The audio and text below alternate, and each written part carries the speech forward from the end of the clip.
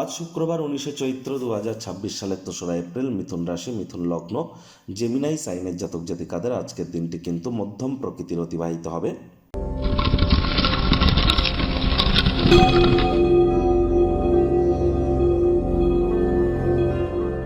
ভিডিওটির শুরুতেই আপনাদের সকলকে রাজযোগ চ্যানেলের তরফ থেকে গুড ফ্রাইডের হার্দিক শুভেচ্ছা ও অভিনন্দন রইল। খ্রিস্টান ধর্মাবলম্বী মানুষজনদের কাছে আজ এই গুড ফ্রাইডের মাহাত্ম্য কিন্তু অত্যধিক হয়ে থাকে।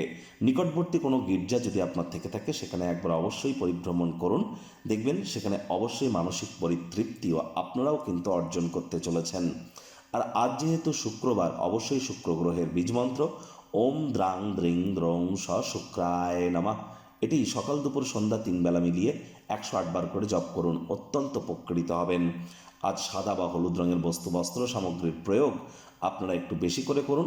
মহিলা বিবাহিত যারা আছেন তারা অবশ্যই আজ শুক্রবার হওয়া সত্ত্বেও আপনারা সাজুগুজু করে, মাতা লক্ষ্মীর মতো সাজুগুজু করে আজ লক্ষ্মীর ঘটের সামনে বসে লক্ষ্মীর পাঁচালি পড়ে নিজের মনস্কামনাকে জ্ঞাপন করুন। আর অবশ্যই পুরুষ যারা আছেন তাদেরকে বলবো, স্নানের জলে হাফ কাপ কাঁচা দুধ অথবা 1 ছিপি গোলাপ জল অথবা 3-4 ফোঁটা আতর বা ইত্তার দিয়ে স্নান আপনারা করতে যেন ভুলবেন না।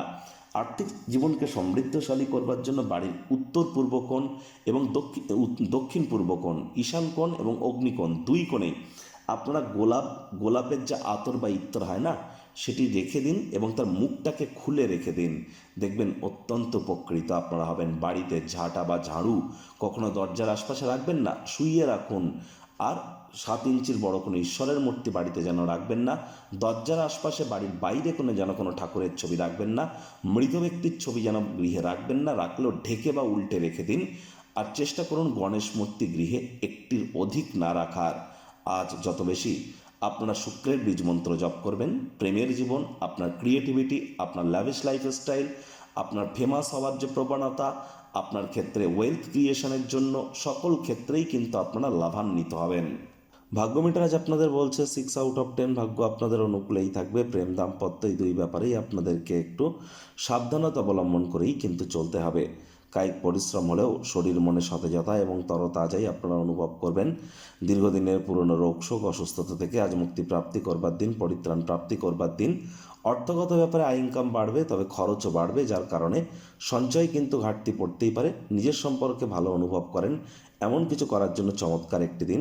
যারা এখনও পর্যন্ত খুব বেশি ভাবনা চিন্তা না করে অর্থ বিনিয়োগ করছিলেন, তাদের অবশ্যই নিজের আবেগকে নিয়ন্ত্রণ রেখে সঞ্চয়ের দিকে মনোযোগী হওয়া উচিত। মানি ম্যানেজমেন্ট, মানি সেভিংস সম্পর্কে জ্ঞান বৃদ্ধি করুন। হার্ডওয়ার্ক, কঠোর কায়িক পরিশ্রম আজ কিন্তু অবশ্যই আপনার ক্ষেত্রে সুফল প্রদান করাবে। চাকরিজীবীদের অফিসের পরিবেশ এক প্রকার ঠিকঠাক, তৎসত্ত্বেও কম কথা বলে কাজ বেশি করুন। মনের থেকে মস্তিষ্ককে বেশি দাম দিন, তবেই বসের সুনজরে আপনারা পড়তে পারবেন। সময়ের সদ্ব্যবহার করবার জন্য পার্ক বা একান্ত কোনো জায়গায় ঘুরতে যাওয়ার পরিকল্পনা করতেই পারেন, তবে সেখানে অচেনা কোনো ব্যক্তিবর্গের সাথে অহেতুক তর্ক বিতর্ক হওয়ার সম্ভাবনা প্রবল, যে কারণে মেজাজ কিন্তু খারাপ হতে পারে। রাজনীতিবিদদের জনসংযোগ বৃদ্ধি করতে হবে, হার্ডওয়ার্কের কোনো বিকল্প কিন্তু নেই। বিদ্যার্থীদের পড়াশোনায় মনোযোগ আরও বৃদ্ধি করতে হবে। উচ্চশিক্ষার জন্য যারা বিদেশ যাত্রার কথা ভাবছিলেন, ভাগ্যদেবীও আজ আপনাদের পক্ষে নেই। সন্তান সন্ততি থেকে থাকলে তাদের দিকে সজাগ দৃষ্টি আপনারা বজায় রাখুন। হাউস ওয়াইফ যারা আছেন, দিনের শুরুটা তাড়াতাড়ি করুন।